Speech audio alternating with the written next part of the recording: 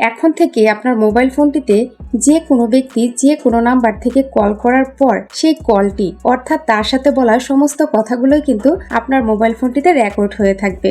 শুধু তাই নয়, কলটি যে রেকর্ড করা হচ্ছে সেটা কিন্তু অপর প্রান্তের ব্যক্তি বুঝতেই পারবে না, কারণ তার মোবাইলে কিন্তু কোনো ধরনের নোটিফিকেশন আসবে না বা কোনো ধরনের সাউন্ডও হবে না, যার ফলে কিন্তু সে একদমই বুঝতে পারবে না যে কলটি রেকর্ড করা হচ্ছে। বন্ধুরা, আমরা অনেকেই কিন্তু চাই আমাদের মোবাইলে যে কলগুলো আসে সেই কলগুলো রেকর্ড হয়ে থাকুক, যাতে পরবর্তীতে আমাদের যখন প্রয়োজন পড়ে তখন আমরা শুনতে পারি বা প্রয়োজনে কাজে লাগাতে পারি। তো বন্ধুরা, কোন প্রসেসটি ফলো করে কাজটি আপনারা করতে পারবেন চলুন আমি আপনাদেরকে দেখিয়ে দিচ্ছি।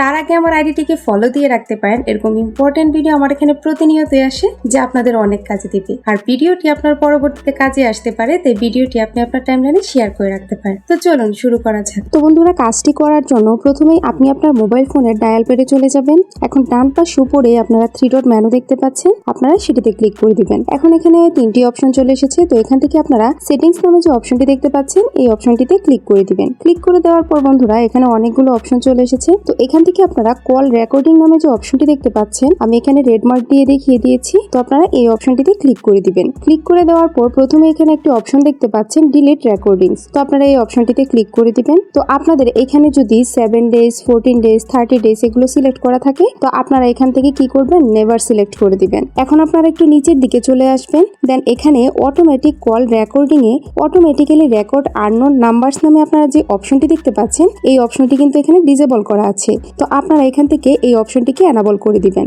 তো এনাবল করে দেওয়ার জন্য আপনারা এই অপশনটিতে ক্লিক করে দিবেন। দেন আপনারা অলওয়েজ রেকর্ডে ক্লিক করে দিবেন। তাহলে কিন্তু অপশনটি এখানে এনাবল হয়ে যাবে। এই যে দেখুন, অপশনটি কিন্তু এনাবল হয়ে গিয়েছে। এখন থেকে কিন্তু আপনার মোবাইলের সকল কলগুলোই কিন্তু অটোমেটিক্যালি রেকর্ড হয়ে যাবে। তো বন্ধুরা, এখানে কিন্তু আরো একটি ইন্টারেস্টিং সেটিংস রয়েছে। আপনারা 2 নম্বরে যে সেটিংসটি দেখতে পাচ্ছেন, অটোমেটিক্যালি রেকর্ড দিস নাম্বারস, তো আপনারা এই অপশনটিতে ক্লিক করে দিবেন। তো বন্ধুরা, এখানে কিন্তু আপনারা চাইলে আপনাদের পছন্দ মতো আপনি যে নাম্বারগুলোর কলগুলো রেকর্ড করতে চান সেই নাম্বারগুলো কিন্তু এখানে সিলেক্ট করে দিতে পারবেন। তো বন্ধুরা, সিলেক্ট করে দেওয়ার জন্য এখানে প্রথমেই রয়েছে অলওয়েজ রেকর্ড সিলেক্টেড নাম্বারস। তো আপনারা এই অপশনটিতে ক্লিক করে দিবেন। দেন আপনারা অলওয়েজ রেকর্ডে ক্লিক করে দিবেন। তাহলেই অপশনটি এখান থেকে এনাবল হয়ে যাবে।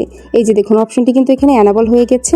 এখন নিচে আপনারা দেখতে পাচ্ছেন চুজ এ কন্টাক্ট নামে একটি অপশন রয়েছে। তো আপনারা এই অপশনটিতে ক্লিক করে দিবেন। এখন আপনি যে নাম্বারগুলো রেকর্ড করতে চান সেই নাম্বারগুলো এখান থেকে সিলেক্ট করে দিতে পারবেন। তো আমি এখান থেকে সিলেক্ট করে দিচ্ছি। এই যে দেখুন, এখন কিন্তু আমার মোবাইলে শুধু এই নাম্বারগুলো থেকে যখন কল আসবে তখনই কিন্তু কলগুলো রেকর্ড হবে, বাকি নাম্বারগুলো কিন্তু হবে না। তো বন্ধুরা, এভাবে কিন্তু খুব সহজে আপনাদের প্রয়োজনীয় নাম্বারগুলো কলগুলো রেকর্ড করতে পারবেন। That's it.